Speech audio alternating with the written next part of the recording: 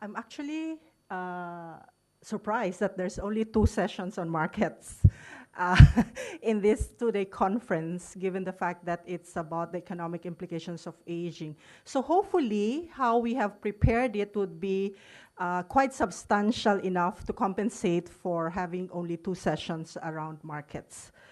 Um, these are the 2 questions that has been posed to us as for our speaker and our 2 discussants to focus on, and for all of you to help us to answer these 2 questions within 90 minutes or so of this session. So the first one is, how will population aging affect the structure of the economies and internal or external markets? What are the market opportunities and challenges that lie ahead for us within Asia as we continue to age as a society and as a group? And what are the steps that we could take for those of us from Asia to maximize the opportunities and minimize the risks associated with societal aging? And of course, we always look at how we can influence, or what are the things that we can advocate to governments for them to do, or to help us, what could be our recommendations for them in terms of our discussion on what are the strategies that could help maximize the opportunities and minimize the risks. These 2 questions are I think, very difficult to answer in a very short period of time, but we'll try our best to fully utilize the time that we have for this session. So, as a moderator, I will give a bit of a reflections about this issue, and I will be followed by our presenter, Kim Walker, who's actually the CEO of Silver Group, a consulting firm that has been working in this area in Asia, trying to really influence and advocate for businesses, consumer, governments, and different stakeholders to really take seriously about how to transform and how to maximize opportunities of having more older people in our societies. And I think I met him like way back in early 2000, and I'm very happy that he's still very passionate about convincing all of us to take seriously the business of aging and how that can be done and what can we do within Asia, given the fact that there will be more of older people in our midst. And we have 2 discussants, Anthony Ma from Hong Kong, who has done some social entrepreneurship project for older people to help them age in place. And he is also involved in NGOs and other consulting and advisory positions to governments, not just in Hong Kong, in Singapore as well as in Taiwan. So a very good mix between business, consulting, and of course we have Prof. Dupong from Renmin University, who's a researcher, academician, policy advocate, and wears different hats. I think he would give us some balance between the business side of it and what are the considerations and what are the evidence out there in terms of his work on aging. And I've known him since I started working in the field of aging early 2000. And equally, I'm quite happy that as passionate as ever, these 3 gentlemen who at one point in time, I've really looked up to. So these are the 3, so this is how the session will flow.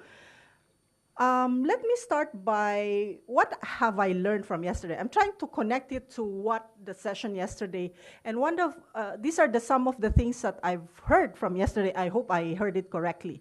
First is that economic growth is critical to inclusive growth. So whether you're an economist or not economist, well, primarily economists were saying yesterday that we should aim for an inclusive growth. And inclusive growth means that we need to have a society that ensures humane and dignified lives for older people. With economic growth, but without this, you cannot say we're having an inclusive society. So it kind of like aspirational for us to work towards an economic growth that is also an inclusive growth. What I also heard from yesterday is that it seems that traditional economic theory is not that true anymore. That it's not a good business to be socially responsible. So businesses is becoming more socially responsible, and it still provides them with profits. They can still maximize their profits. At the same time, they are working in partnership with the community and other stakeholders to make sure that there is inclusive growth. And what I heard also is that business is in a good position to be part of the change process, how to maximize profit with corporate social responsibility. How do you find a balance between profit maximization and being responsible in the community, giving back to society, and also really making sure that what you do, business makes sense and contributing towards an inclusive growth for everybody. What I would like to add is that is this phrase. In Singapore, I work with South Foundation, and our focus is really aging, everything to do with aging, older people. But then we realized that it's not so much about the aging, it's actually how do we maximize the additional years of life, the longevity. So if you take away the aging in the component, then maybe it makes more sense. Maybe we can work towards a more inclusive growth. If we talk about the additional 20 years, 25 years, and what does it mean? What are the opportunities that are open to us in terms of those additional years, and who are these consumers who will be living longer, and what are their demands, and how can we supply that? So as a foundation, in Singapore, this is our advocacy that we hope that we change our mindset around aging towards really looking at longevity as an opportunity. And what does it mean? We don't know for sure what it means, but we're hoping that this discussion would hopefully give us some indication of what are the potentials, what are the opportunities in terms of older people as consumers, and what does it mean for the markets and to the economy. Okay, I was trying to prepare for this session, and I thought that actually Vogue, I like reading magazines and fashion, although not necessarily following them and buying them, but in May 2016, this year, Vogue is celebrating its 100 years as a fashion magazine. So they asked this lady, her name is Bo Gilbert. She's 100 years old, and she used to be a model when she was, to be in the cover of Vogue at 100. She's 100 years old, and it's the 100-year anniversary of Vogue, which I thought was, wow, interesting, right? And it seems that that's not the only one. If you want to look at the video, you can go to YouTube. It's a very interesting short 2-minute video about her. But she's not the only one. The fashion industry seems to be making a headway on this. What are the opportunities for longer lives? This is, I think she's a model for Dolce & Gabbana. The other one is, this is her name, and that's the product that, yeah. So the question then is that, is it a trend? You know, like, oh, it seems to be now in fashion to have older people as models. You know, you have seen a lot of is it a trend, or is there really a business on this? In US, because of the number of older people now in their mid, and because of the, they are saying that a lot of them are able to have the consumer power to buy things, they're actually targeting them into this. So if you notice, a lot of them are the luxury brands, the high-end brands, because they say that there is consumer power among the elderly in the US and in Western Europe. So they're saying that it's actually not a trend, it's a business. And there will be more of them. So Kate Spade and all this, even Joni Mitchell, so who I like a lot as a singer, is there, you know. So it seems to be really an emerging, at least the fashion industry seems to be getting it. What does it mean as an opportunity to have longer lives in their means, and what does it mean for them as a business? And well, that one, if you like to know more about, there seems to be a blog. They're saying this is the version of, I don't know if you're familiar with the sartorialist. So this is the version for older people. This is the blog where this person features everyday older persons in different fashion. So if you want to know more about that, I think I kind of presented this because I want us to be out of the box in our mindset about aging as care, Majority of the older people are actually going to be healthy out there, may have probably some would have purchasing power, maybe not everybody. But if we strive and we aspire for inclusive growth for everybody, I'm hoping that a lot of them would have the purchasing power at some point. And I think we want to have that discussion around really the opportunities as consumers and as business. And no better person to start this conversation and share with us his insights and his advocacy and his passion about consumer and the opportunities of having more older people in our society, within our region, other than Mr. Kim Walker. Please.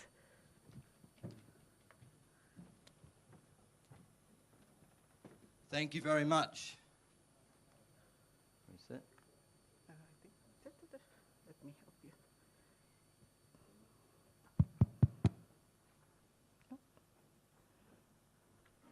I need my glasses. Oh, no. It's an aging problem. Yes. And I mean just, you are correct. Okay, there you go. No? To the top slide. First slide. Okay. Okay. To the top slide. This laptop is very... Top. Yeah. Okay. No, that's the last slide. Oh, that's the last slide.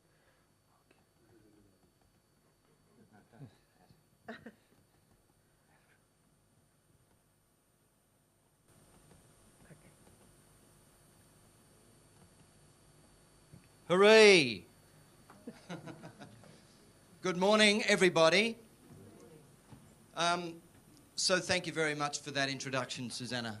Now my clicker doesn't work. Oh, yes, it does. Look at that. So, look, we're here to talk about the business of aging.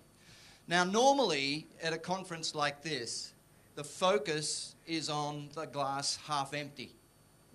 The problems. The elderly, the frail, the problems. And we've listened to that quite a lot yesterday. It's in some respects it's critically important, but it's also quite depressing. Well, welcome to the positive side of the equation as I talk about the opportunity. Boston Consulting Group says that there are 4 main drivers about the aging economy: knowledge, culture, capital, and growth. A lot of them have already been covered in sessions in the other rooms. But in addition to that, I believe that there are 7 issues that accompany an aging population. The workforce, which is being covered right now in another room. Investment capital, talked about yesterday. Healthcare, talked about ad nauseum. GDP growth, demographics, and the last 2 are the ones that I want to spend some time on with you this morning. First of all, property, and then we talk about consumer demand. Property. Think about property. The price and availability of property as older people move or use the equity in their homes to fund their retirement and care. Property is often the greatest asset value that an older person has as they enter older life. The problem is that they've got that asset value, but they can't use it to better their lives. This is what's happening in the United States right now. The share of improvement spending by homeowners aged 65 and over has increased from 13% in 2005 to 23% in 2013. Think of the jobs in the construction industry. Think of the value that has been created by this need to remodel homes to make them appropriate for baby boomers as they get older. Think of the retirement care industry. This is a model of a new property about to be built in Phuket. And on the right corner, there is a notice of a retirement living and senior care conference that's taking place in Kuala Lumpur in 2 weeks' time. The industry is on the move. And last but not least, there are opportunities for the financial sector. This is an ad for an equity release or reverse mortgage property concept that was issued in the United Kingdom. Now, the British government is very strong on this issue of releasing the equity value from property. It's so much so that just last week they issued this one that allows you as a parent to use the asset value of your property to allow your children to buy their first property. Very clever financial instruments that have never been thought about before because we've never had this situation before. Property is a great business opportunity, but not just the retirement homes that people normally think about. So we can modify existing homes to meet the needs of older residents. In Japan, We Fit, you know the the device, the game device people use? In Japan, many homes have been refitted to take the rooms that used to be occupied by their children and convert them into rooms specifically so that the older folks can use them to play We Fit. Huge business for the remodelers.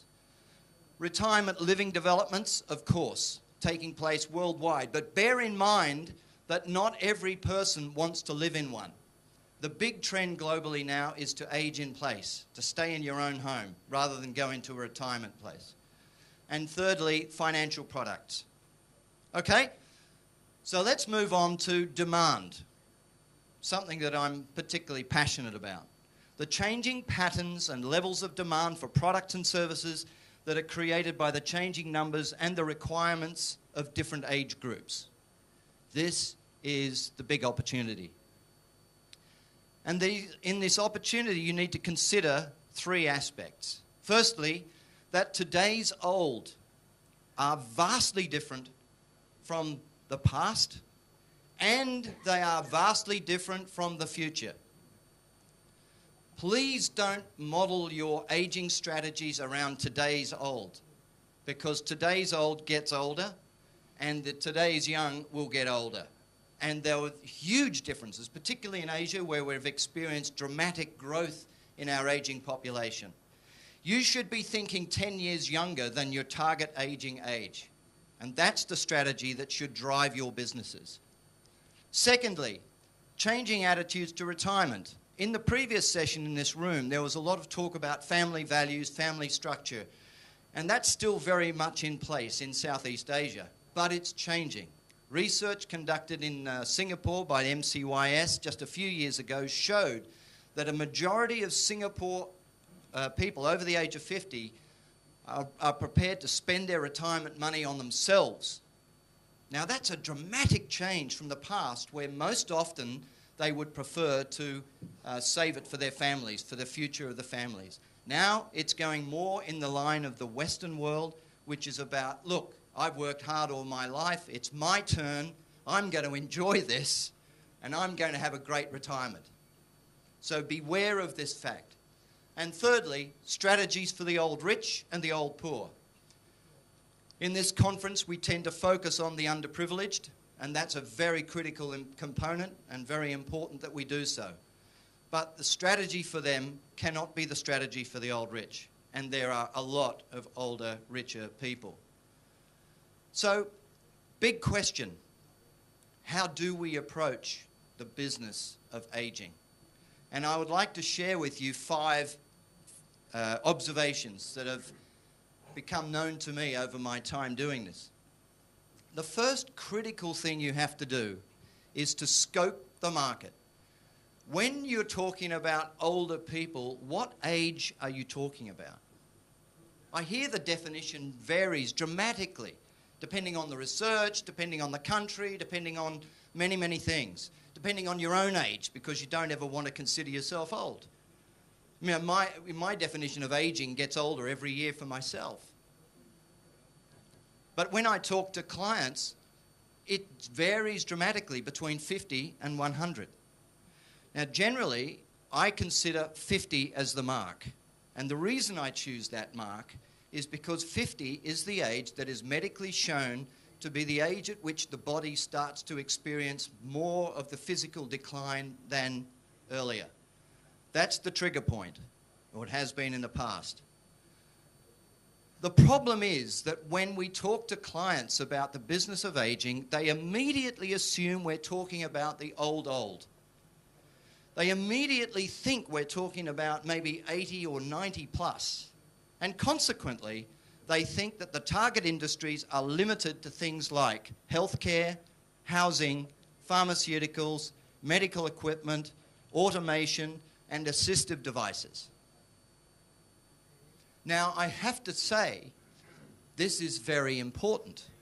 This market is estimated to be worth, in the Asia-Pacific region alone, $3.3 trillion US dollars. That's a lot of money. 3.3 trillion US dollars. But it would be foolish to think that that is the extent of the market. Because look at this. 80% of luxury cars are bought by people over the age of 50. 50% of face care and cosmetic products are bought by people over the age of 50. 46% of computers, Apple computers, bought by people over the age of 50. In fact, according to Apple's online store, the people who register the highest value of sales through their store are people over the age of 65. 49% of all consumer products in the United States are sold to people over the age of 50, and that represents 230 billion US dollars of sales per year. We're talking about soap powder, shampoo, toothpaste. We're not talking about wheelchairs. We're talking about everyday products here. 51% of OTC medicine, 80% of luxury travel. You get the picture? This is a big market. Don't just think about products for the infirm. Think about products for human beings who want to live, to experience, to keep their appearances, to look good and feel good, and to learn and to travel. So what I'd ask you to do is think of this simple matrix, aging matrix. Now on the x-axis we have the product. The product can be what I call age silo. In other words, it's a product that is designed for a specific age segment. It could be a pacifier for a baby. It could be teen clothing for a teenager. Or in our case, it could be products for older people. Or at the other extent are products that are age neutral, used by everybody or adults. But not only are we talking about products, we're talking about the way that they're marketed. Who are they sold to? And in the same respect, we have age silo. They are marketed to a particular age segment, and those that are marketed to everybody. So let's have a look at some examples. Products that are created for and marketed to consumers by age. Well, yes, hearing aids, walking aids, and so forth. This is an age silo product. It's made for older people, and it's marketed to older people or their carers. But what about those that have no apparent age focus? I just told you before, 80% of luxury motor cars are sold to people over the age of 50. Why do they need an age focus? The interesting thing about BMW as a brand is that normally they never show people in their ads. Do you notice that? Never show people in their ads. In fact, about 4 years ago, for the first time in the history of that brand, they did show people in the ads. And the first scene of the first ad by BMW to show someone in their commercial, it was a 60-year-old man driving a sports car. True. Toothbrushes. Simple things. Everybody uses them, remarkably even people over 50. And iPads. Do you know that people in retirement homes in the United States used iPads in the last 2 presidential elections to register their vote? People who did not have any computer knowledge whatsoever. And then we get on to the other area, which is very interesting and one not to be ignored. They're used by anyone but targeted at specific age groups. Glasses. And this ad you can see is promoted to people over the age of 60, a special deal for people over 60. We Fit, using Dame Helen Mirren as a spokesperson to promote We Fit. And travellers, 80% of luxury tours to people over the age of 50. So, business opportunities aren't just about age silo products that most people think about. They are also about age neutral, or what we call age friendly products, and they're age adapted products. So lesson number 1 for you to scribble down, 3 markets, not 1. The next thing, which is very close to my heart, is who are you talking to? Who is your consumer? What's going on in their head? What's going on with their bodies? Understanding the consumer is absolutely critical. And remarkably, when I'm talking to younger people about this subject, we don't wake up on our 50th birthday and suddenly find that all of our natural characteristics have homogenized and we all become the same person. We stay the same. Early adopters of products, people who are the first ones to use a new technology, will still do that in their 60s and 70s. I've got very close friends who are in their 70s who are hanging out for the release of the iPhone 7. And they can afford to buy it. There are 2 aspects, the psychology and the physiology. Now, I believe that age is a very poor proxy for behaviour. I don't believe we change our behaviour very much as we get older. But the thing that does differentiate us as we get older from younger customers, things that we cannot avoid, is physiological ageing. Physiological ageing is complex, of course. It's a science, it's a medical science. It's relentless. And even if we try to do something surgically, the sad fact is that gravity will win in the long run. And what's more, and very important, and I'll get to this point later, it's universal. Everybody, whether you're Japanese or German or Alaskan or New Zealand, will experience these effects of aging. So if you can solve a solution for that in one country, you have a potential global market for your solution. In the book, this book here, which I published 2 years ago, we talk about 25 effects of aging. And the reason for that is to try and simplify it in a way that businesses could get their heads around it without getting tangled in medical science. And an example of this, the 25 effects of aging, who in this room has had difficulty opening up the plastic bottles that you have in front of you? Has anyone had any difficulty? Because I have. I can't open the damn thing. Yeah?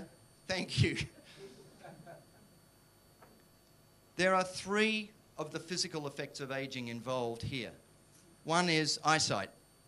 I can't see where I have to tear that plastic bottle. I can't see it without my glasses on. Why should I need to put my glasses on just so I can open a bottle of water? And all it would take is just putting a different coloured strip on that plastic. That's all it would take. Simple thing. Second thing is trying to get my fingernail under that plastic thing.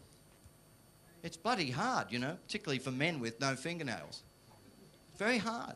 And what's more, 25% of women over the age of 65 experience hand arthritis, which means that it hurts to dig your fingers under that. As we get older, hand strength starts to fail. The pinch strength starts to fail. So if you can't get a proper grip on that little top, you can't get a glass of water. 3 of the 25 effects of aging in one product. So we've talked about the importance of physiology. Let's talk briefly about psychology. And this is another area that really makes me laugh when I'm talking to customers, because they are so familiar with the stages of life in the first 50 years. We all know about babies and how babies become children, and children become adolescents, teenagers, and then young adults grow into adults and they start to have families. We know this so instinctively. And yet when you talk about the older market, it's all the same. They're all 50 plus. Well, that's absolute bullshit. Because there are just as many segments in the older market. And each of these segments brings with it different needs and wants as a consumer, different opportunities and different problems. And they should be looked at in that way. Empty nesters, pre-retirement, active retirement, passive retirement, and aged. Every one of them has a different need and opportunity. Whenever we talk about older customers, people tend to think about one differentiator: age. How old are you? Rubbish. Rubbish. I'm 62. I don't feel 62. And I certainly don't act 62, I can tell you.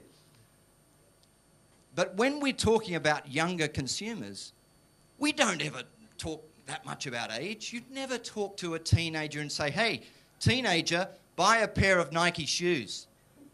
They'll run away. They'll join Adidas. When we're talking to younger consumers, we look at all of these different aspects.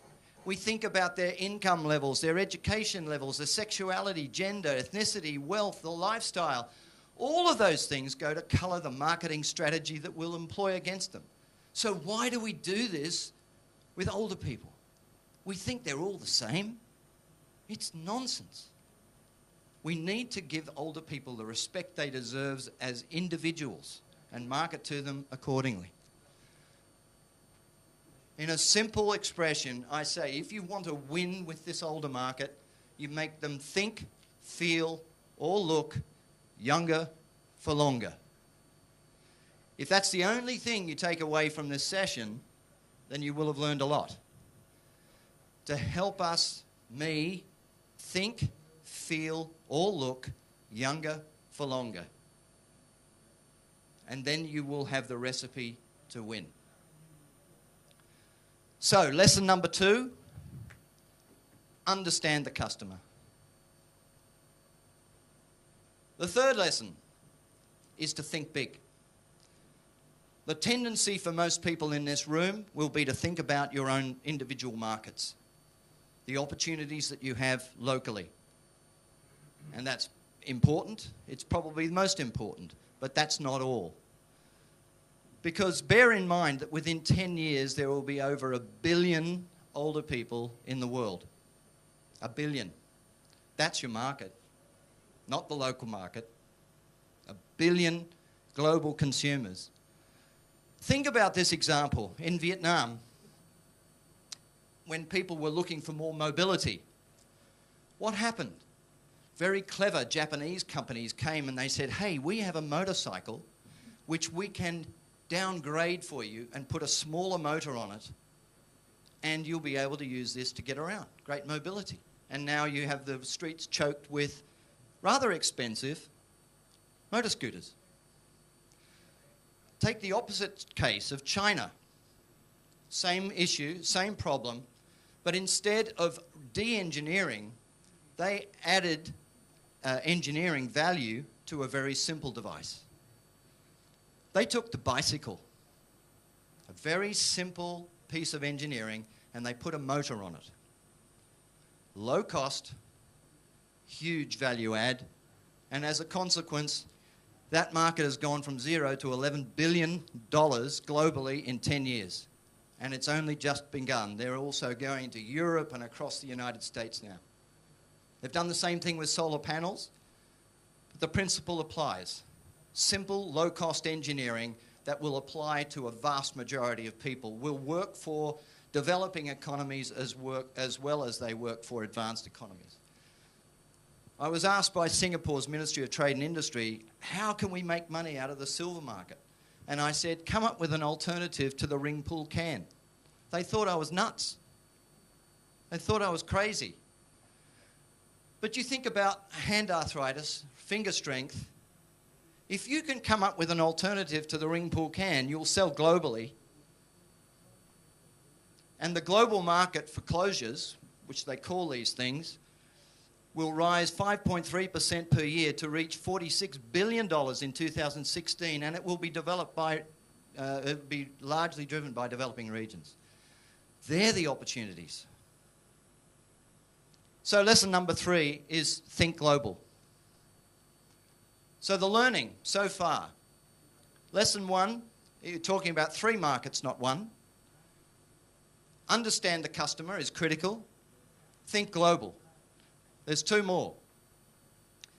When I talk to businesses, we talk about the customer journey. It's a very common concept now. And the customer journey usually begins with some form of communications. An advertisement, PR, sponsorship, something that triggers people's desire. Normally what they'll then do is they'll go online, check it out, look at the apps, go online to their website, maybe make a purchase online, or go to the retail store. And then they'll buy the product, they'll use the product, they'll read the instructions, they'll pack it away after use, and then finally there'll be the end of that, the support that surrounds it all. And clients sometimes come to me and they say, we think our website is not very age-friendly. Can you help us? And I say, well, that's a waste of time because your product is worse. Because if you solve one of those problems, it's no point unless you solve them all. You have to make the entire journey age-friendly. The same thing applies whether it's a product, a service, the workplace, a city, or a patient experience. Every step of the journey needs to be thought that way, and that requires holistic thinking. Avoid the silos of getting stuck into one of these channels. You might end up with a fabulous website, but no one's going to buy your product because they can't use it. So lesson number 4 is to apply a holistic approach. Stop the siloed thinking. You have to do this across the departments. I love the idea of Bloomberg, the mayor of New York. When he took over and he wanted to make New York an age-friendly city, he called all of the governors of the different departments together and he said, I want to make New York an age-friendly city. He said, I want you to go away and come back with your proposals and tell me how you're going to do it. But there's one criteria, there's one problem here. Budget is 0. 0. I want you to go back and review every project that you've got going right now, and I want you to rethink it in a way that you can achieve the same goals, but do it in a way that's good for the older people, in fact, good for everybody in our society. And they did. And now New York has made huge progress in becoming an age-friendly city. That's what you call transcending silos. The last point, point 5. You're familiar with the concept of the boiling frog. Boiling pot of water, the frog in the water doesn't realize that it's getting hot and hot and hot, and eventually it's too hot, it gets cooked, can't jump out. It's about thinking that there's always tomorrow. I don't need to act now, I can do it tomorrow. And in the famous words of JFK, he said, there are risks and costs to action, but they're far less than the long-range risks of comfortable inaction. So my next point is act now. In the last session we were talking about, someone raised the point about transportation and other infrastructure developments in the cities. Whatever you make now is going to have to last during generations that are going to be much older than what we have today.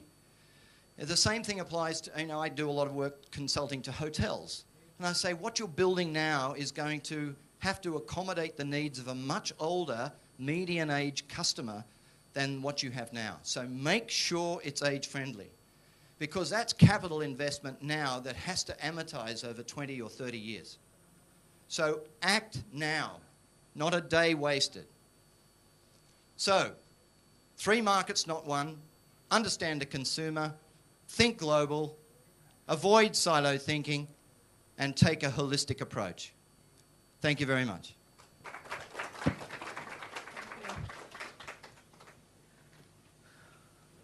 Let's ask our 2 discussants who would like to go first.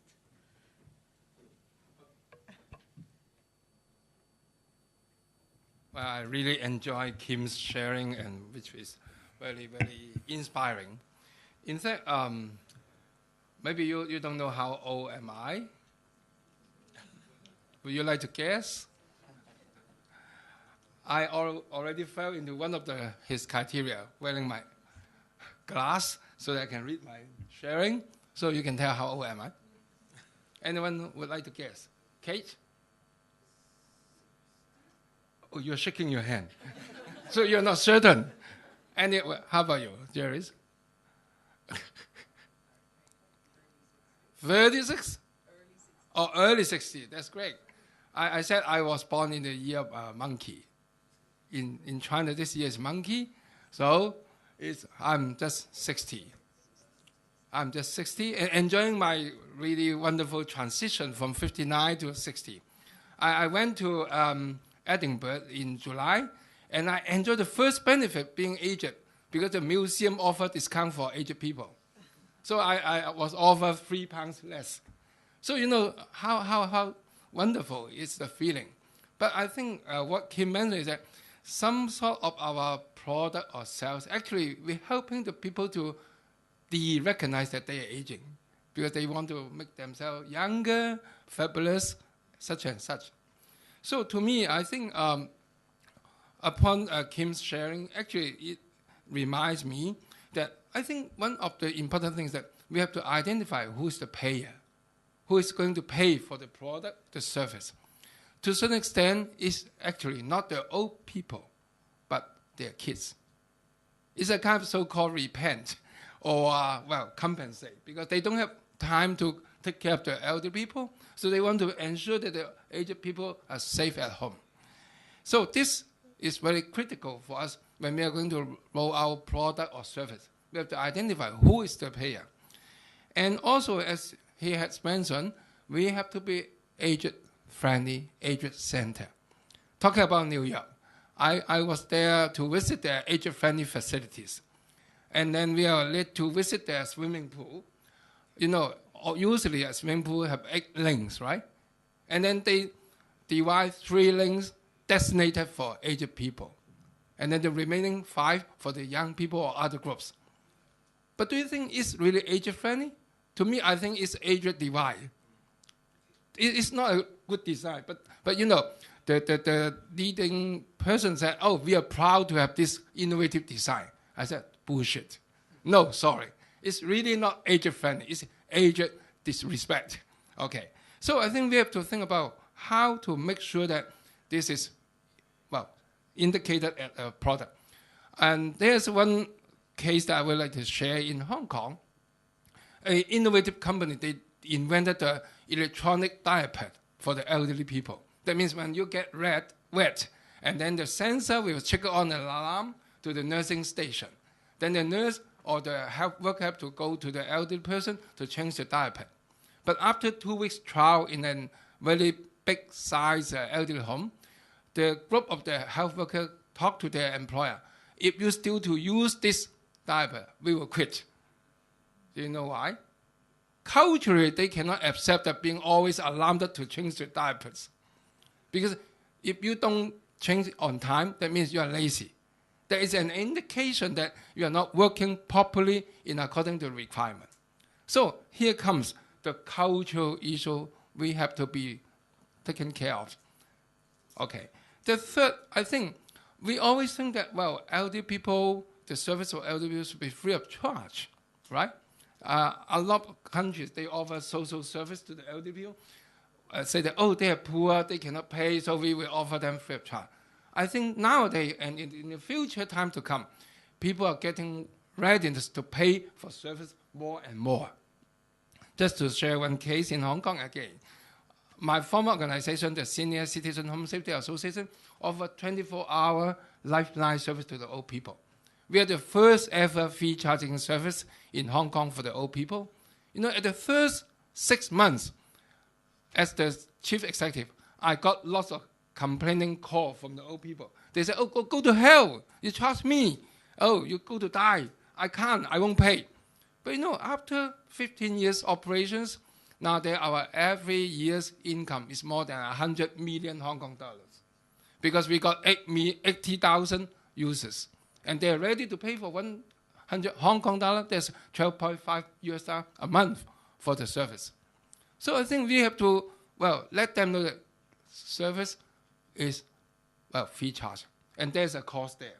And even we have to provide a unit cost analysis to know that they are paying the best value for what they should have. And fourthly, I think there's a very big gap of information now and in the future. Although we know that there's a lot of wonderful product, service, but how this type of information can be reached to the old people? There's a gap there. So how should we bridge the gap? This is very critical consideration to the sustainability.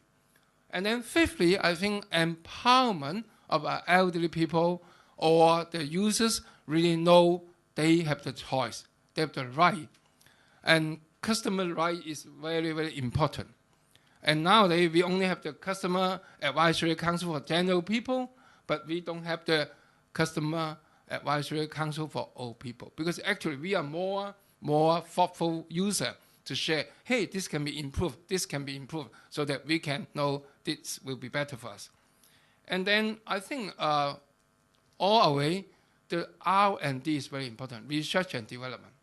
We know that there's a lot of need of the old people or emerging aging population. But what are their most needed? What kind of product they can be fitted? And to me, I think there's not too many companies or NGOs investing in R&D. They think that, oh, we don't have money, so we will wait for the product to come and then try. Sorry, you are going out. We have to really invest money for R&D so that to keep yourself sustainable. And of course, lastly, the need-driven is very important. We know there are a lot of so-called fancy, stylish product in the market, but their sales volume is very low because it's not needed. And so to me, I think what we need now is, first of all, health. Because I think if you are getting healthier body, then we can have not only our life longer, but also we can have more ability and capacity to enjoy our life. And second, I think for the product, for old people, I don't know how true is it. We like to touch it. We like to see closely. And even if possible, we want to taste it. So these are the uniqueness of the aged customers. Then when you design your product or service, can you offer this type? And lastly, quality. If your product or service is not really quality good enough, how can you think that you will help your customer? So I think this all meshed together with Kim's sharing that integrate together. Well, we have to think big and also think holistic and never disgrace the potential purchasing power of the elderly. And in Hong Kong, we have the senior silver market consortium because we want to ensure that the corporate, the NGO, the frontline people know what are the needs of the elderly so as to create a more sustainable market. Thank you.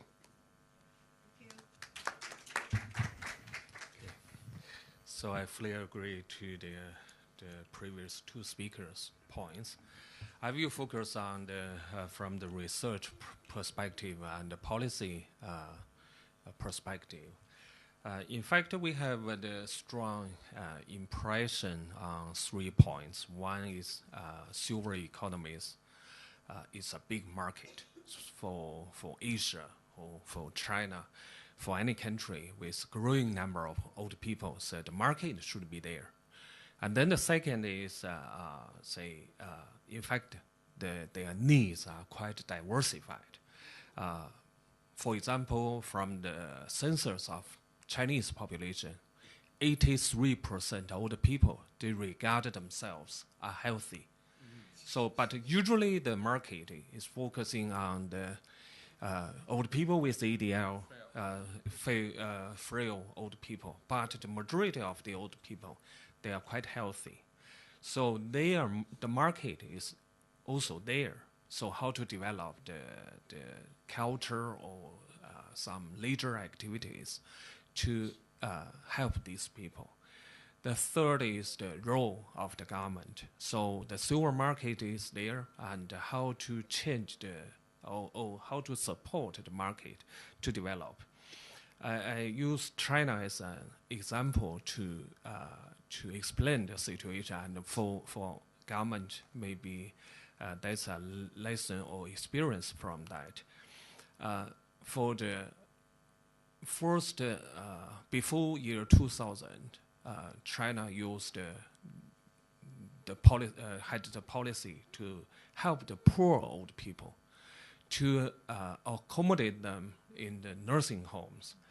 And gradually in the new century, they realized with so many old people, nowadays we have 220 million aged 60 and over, and by 2050 we will have more than 500 million old people.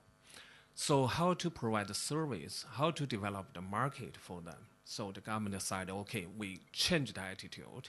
We depend on the market. We open up the market to develop the service. But the problem is, 3 years ago, in year 2013, in September, the State Council announced the policy to develop the silver industries. But then every ministry has to develop their policy, how to implement the central government's policy. By now, there are about 35 ministerial policy to implement that. But the problem is, when you face the old people, what are the basic needs of the old people, like Timothy said? That's the government's role. For example, in Hong Kong, if you want to develop a new institute for the old people, and then they get some support from government, but there is a list of the instruments or assistant devices. You have to choose from that list. Yeah. We don't have that. And what kind of products are qualified are the most efficient way to accommodate the institute? We don't have that. The second problem we face is the real estate. The big companies of housing or life insurance, they develop the luxury properties. And they have a lot of money to advertise, and it seems it just help the rich people.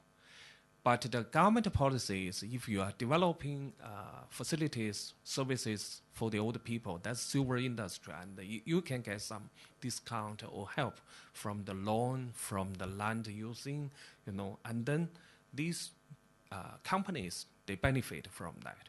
But for community services or home care services, because it's not so profitable, and that part, they can't get a lot of help. So last week, we had a meeting about the drafting of the next 5 years plan for the silver industry. I gave some suggestion for that. First, we have to have a list of the services or what kind of industries, detailed products they want to support. That's the government's role. Otherwise, it's just you can't implement the policy. Say we support the silver industries, the importance of the silver industry, but for every exact service, they can't get any special help. So we must have such a list. That's the suggestion. The second is to develop the service for the basic needs of those old people. And then government should purchase some services to subsidize these kind of basic needs service. And then leave the market to develop for multiple choice, for more luxury choices for those old people. So because the old people are so diverse and they can choose from that market. But for the ordinary, the basic needs, that's the government policy should guarantee to develop. Otherwise, you will see the situation in China, many new luxury properties, but most of the properties, they are empty. They get the policy benefits, but they can't help the old people. And also it's not very good for the companies in the long run. So we need to have a clear implementation strategy for the policy, and then the companies can make some profit from that, and also it will encourage the service providers in the communities, and at last the old people can benefit from this kind of policy of silver industry. That's an example from China. Thank you. Wow, a lot of things to discuss. We have 30 minutes. Let's make it very productive and engaging.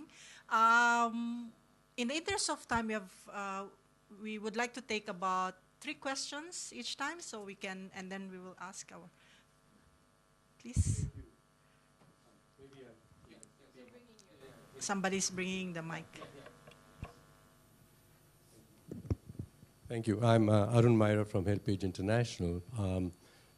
The brilliant 3 presentations, the 3 insights. The first, very clearly, that people have money. Best ways to get that money, products, and understand what they will buy and so on. And then your point is, well, there are people who don't have the money, and how do you create a market? And that means incomes for them to stimulate then what people can sell to. So it comes to the enterprises. In my country, in India, much like yours, in China, we're finding that enterprises must not be only focused on the sales side to those who have money. The enterprise should also enable people to participate in the production so that there's incomes for them, and then you grow the market. I mean, as Henry Ford said, I pay my people more so that they can afford to buy the cars I produced, and that's America. But here are enterprises, social enterprises that are focusing very much not just on the sales side and marketing side, but on the design of the enterprise and the production side, so that incomes are also generated. I thought that would be a very interesting thing when we're talking about creating markets, because markets need both sides. You need people to earn and then things to buy. And it's not just the elderly, as you rightly put it. I mean, there are even poorer people, as you said, 50. Well, at 40, we can choose anywhere. And they go up and they need to be producing more, earning more, and then there'll be a market to be sold to with the very start thing. So the structure of enterprises, the shapes of social enterprises today are not just enterprises selling things to elderly people. They are helping people to produce and earn more. So that's, to my mind, what a social enterprise is. So I hope that we could talk a little bit about that. Thank you. Any other with questions? Hello. Any other with question? Yes, Mega and the other lady. Thank you. I'm Mega from ASEAN Secretariat. This is very interesting to listen to your perspectives. Now, in countries, especially in Southeast Asia, where issue of aging population is relatively newer trend compared to some other countries in West Europe or Japan, Korea, and so on. As my parents are already above 80s, I start observing things that I didn't observe before. I started to see problems and needs from their glasses. Even small things. Like for example, my mom lost weight. She eats normally. Apparently, as we grow older, our body absorbs nutrition less. When I visited Japan, in Japan, it's so common that they have this food for elderly, tastes the same, but it allows our body to absorb more nutrition so we can maintain our weight. That kind of product is not available in Indonesia. I don't know how to do it unless the Japanese industry will export to Indonesia. But they produce sushi and all that, so I think my parents will not like it. They like gravy kind of food. So anyways, the point is we need to create business models so that the private sector will feel that producing age-friendly products is profitable. My question is simple. Have you done study, if possible in Southeast Asia, on how the production of age-friendly products would increase profit, if not short-term, longer-term, so that it can create business model that is attractive to the private sector? Thank you.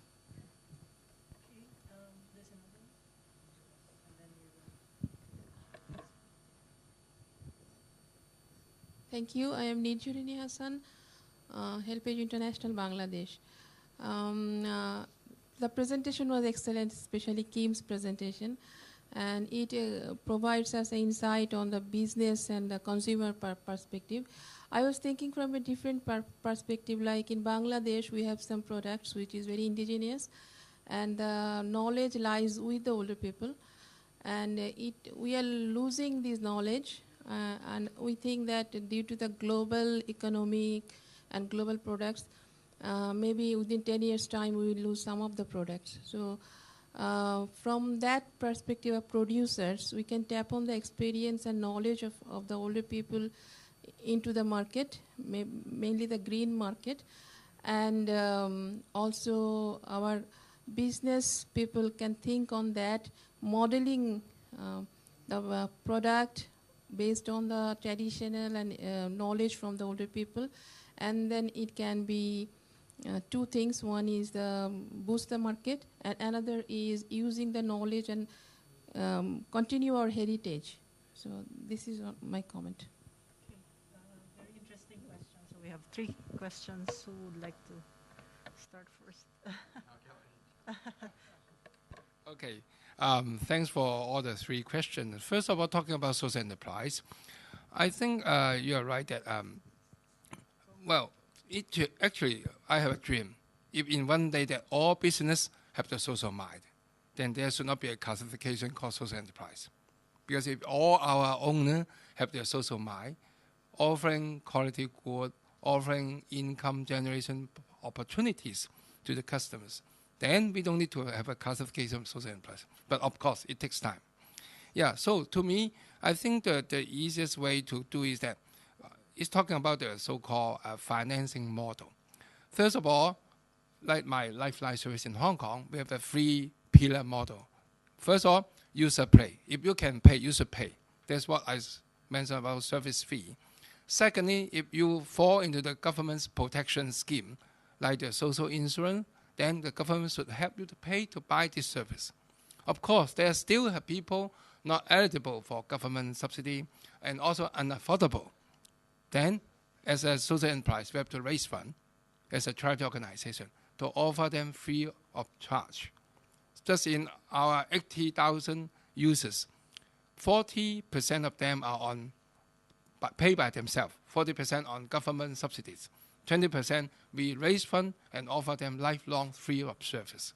So I think as a social enterprise, we have to also create the social value and impact to the society that we call upon the society to support this group of people in need. That is why we can be, here again. And talking about your second question, talking about how to pass on the knowledge and heritage, right? Yeah, it's the first question. I think it's talking about cross-generational sustainability. In Hong Kong, we have the elderly academy system. There are more than 120 elderly academies in the community, partner with the primary, secondary, tertiary education institutions. That means our old people are invited to serve as a mentor or teacher inside this school to pass on their unique cultural heritage. Yeah, I think this is very important because only by this means we can keep on our heritage to pass on the next generation and next generation. So I think this can be one of the considerations. And then you're talking about the business model.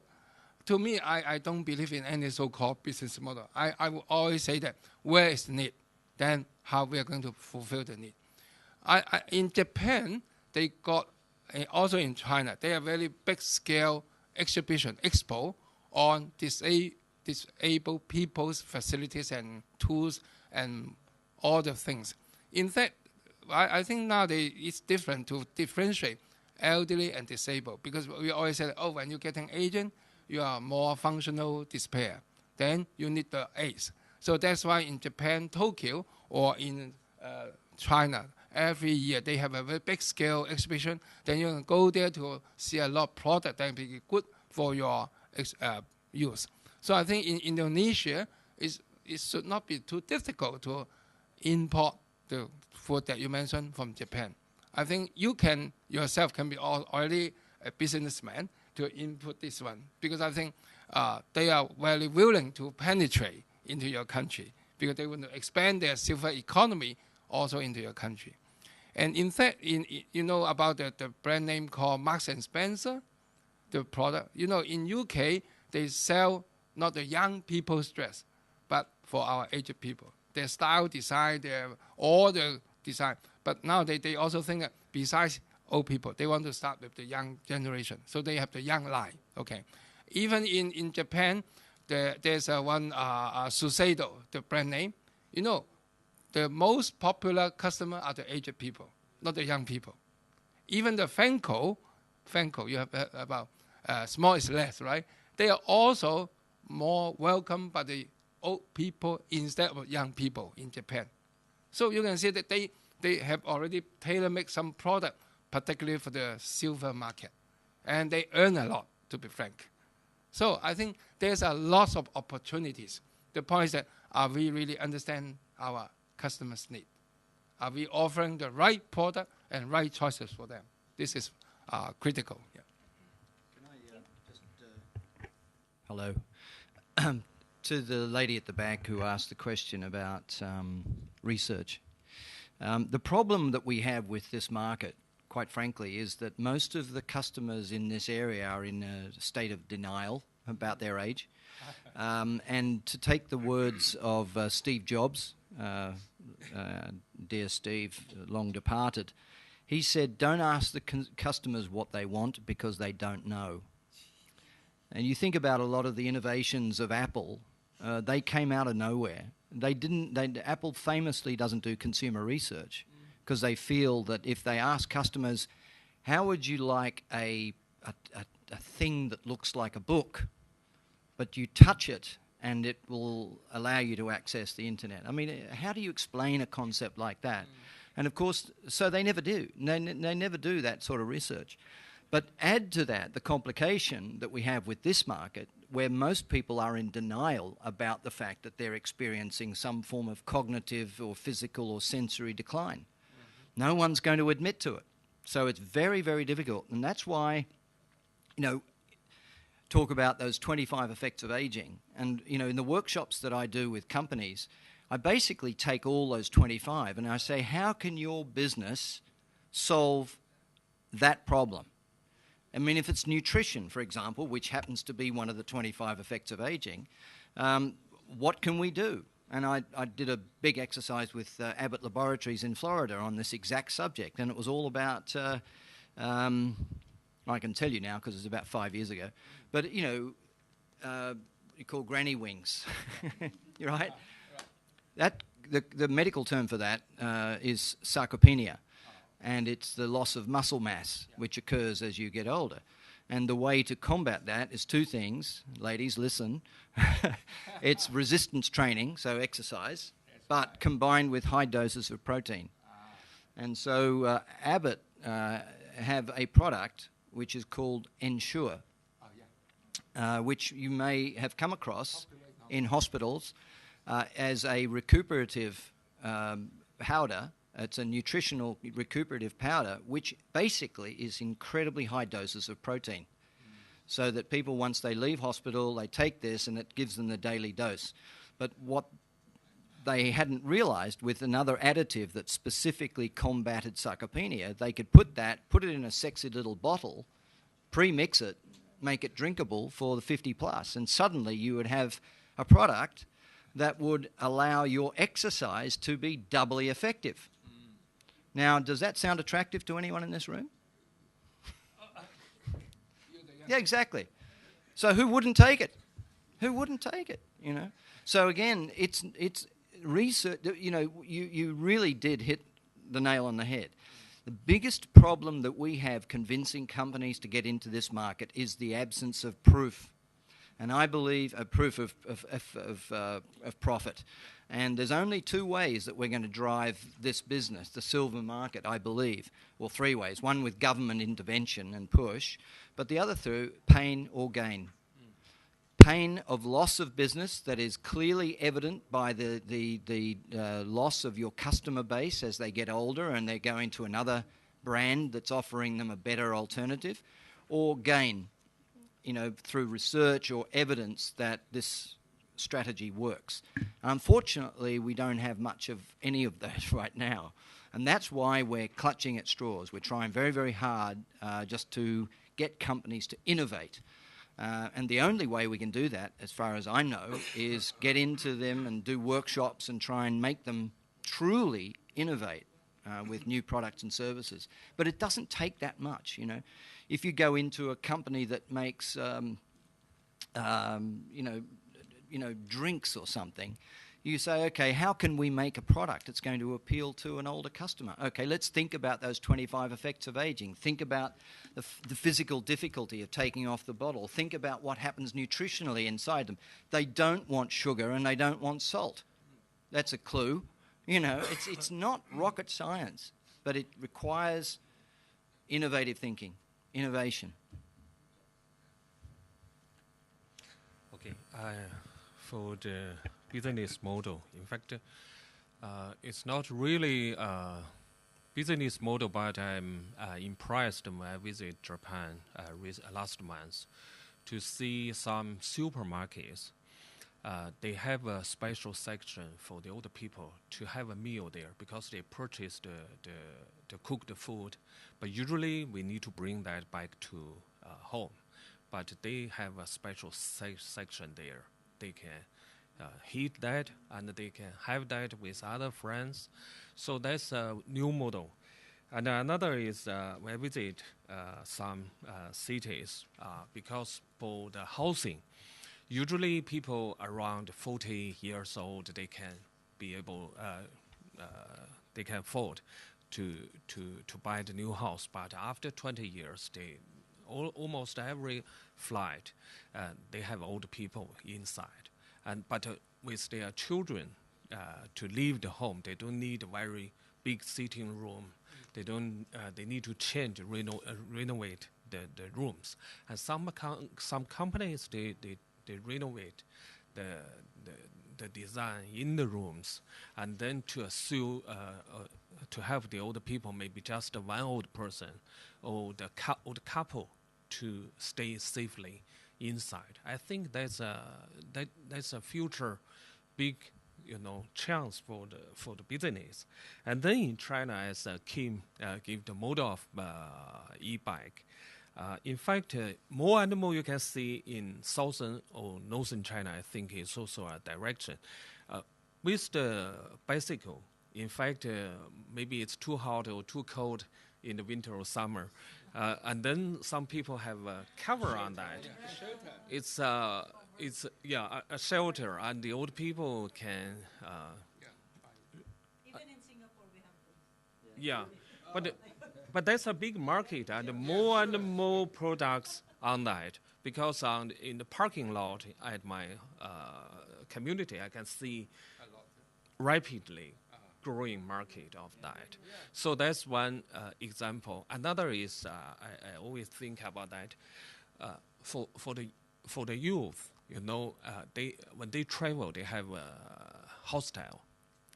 But how about the older people? More and more healthy older people, when they travel to other cities or villages, they don't know how to contact the hotels or some facilities like that. We have a Airbnb, but the older people, the current generation, they don't believe that, because you have to. And maybe for young people, they can walk for several kilometers to reach there. But for old people, that's a big market. And some companies, they are trying to standardize the facilities so that it's something like the hotel, Sheraton Hotel. Every Sheraton Hotel, they have similar service. And then the older people know, if I travel to that city, I know the basic facilities there, and it's cheap and accessible.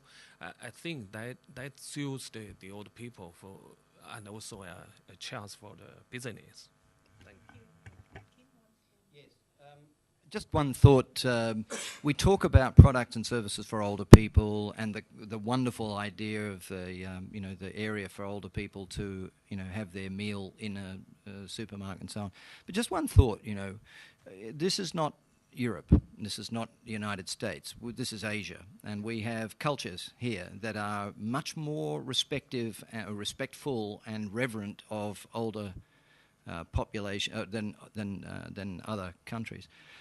So I think when we talk about things for older people to do, in some ways we are being divisive. And I think we have a unique opportunity in Asia to create more intergenerational activity. I mean, intergenerational travel is massive. In Japan, it's very common for mothers to take their grandchildren or their daughters on holidays together. But that's a purely business angle. But I think the idea of that, having those areas in a supermarket where people can eat, shouldn't just be for old people. It should be made easily accessible for them, so understand the needs of them and so forth. But everyone's welcome, because older people don't, and this is why retirement homes and retirement villages are dying a death, pardon the pun, but they're really suffering declining popularity, is that older people don't want to live in a ghetto. They don't want to be stuck with a group of older people. They want to be stuck in a normal society and live normally. And they want to see babies and children and young families and all of the normal things that happen around life. Imagine what it must be like to be stuck in a place that all you ever see is other older people, and you see them coming and going, unfortunately, You imagine that. So I think if we can, we should try to think of these ideas in a purely age-friendly way, which means good for everybody, and try and create more intergenerational activity. Thank you very much. I want to share one more example. In Hong Kong, I serve as a board member of the Housing Society of Hong Kong. We designed 2 blocks. That the upper one is for the young family to stay there, and the lower block is for the young families, elderly parents stay there. So that means the same family living at the same block but different units. It creates an intergeneration proximity, and also it reminds the young kids, young couples have to take care of their aged parents if they need. So I think this can be a way that not only a business opportunity, but it's also reflect the intent that to enable the intergeneration relations. I think we didn't answer Mega's question.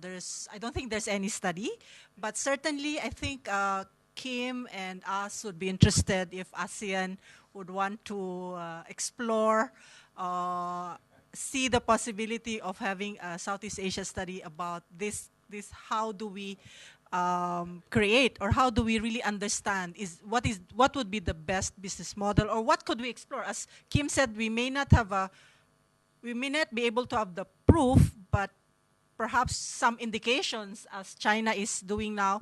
They're trying to identify what industries are really, some guidance from government in terms of where the potential for industries, perhaps not really a foolproof business model, but where are the potentials? And I think that could be a role of government or multilateral agencies and ASEAN for sure. We're open for another round of questions, and I also want to welcome any contributions from your own experience, from your own country about this issue. Yes, please.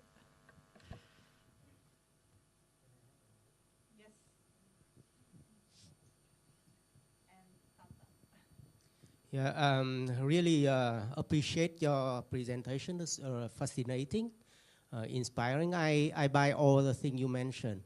I just, yeah, I just want to share some observation, because when I went to Japan, we all know that this is kind of like super aged society.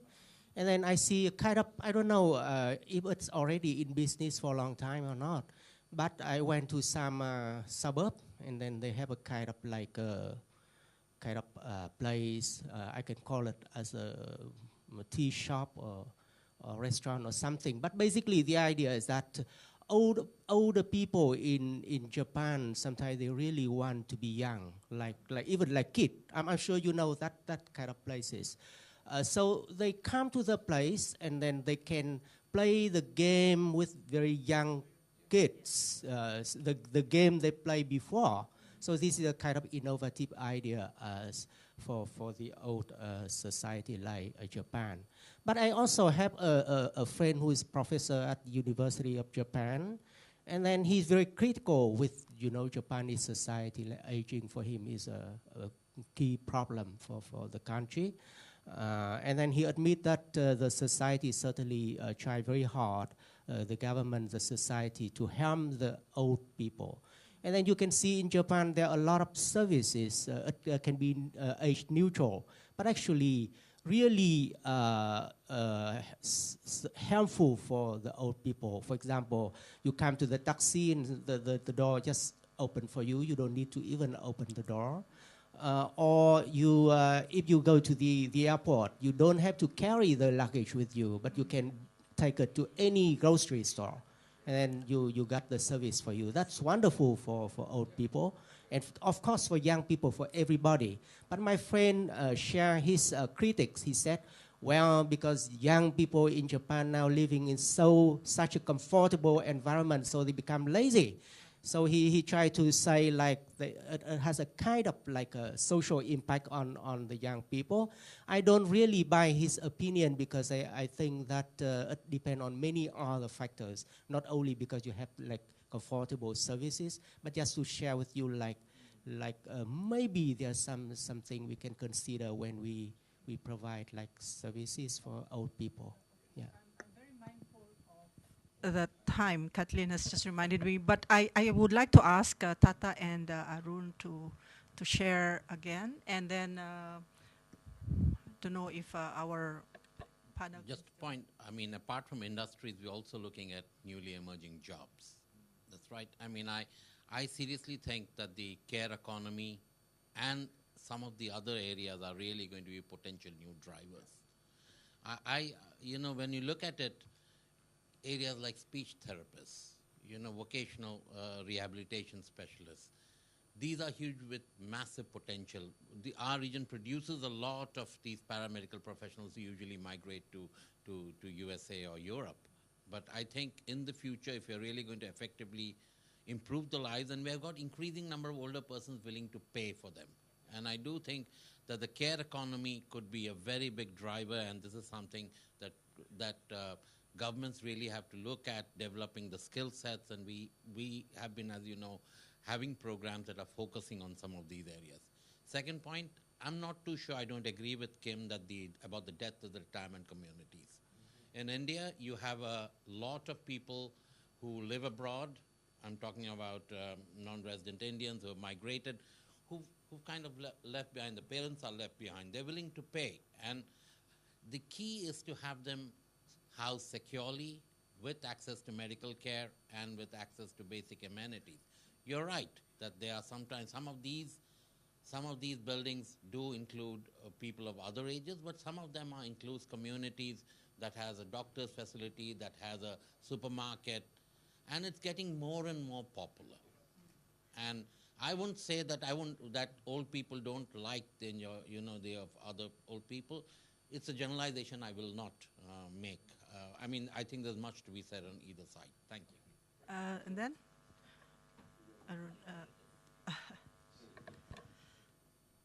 You asked for contributions, so mine's not a question anymore. We're talking about innovations in business models, not just products. And I think there is a need to have more innovations in business models so that we can address the inclusion of people in production and incomes also, not just selling to people who already have income somehow previously.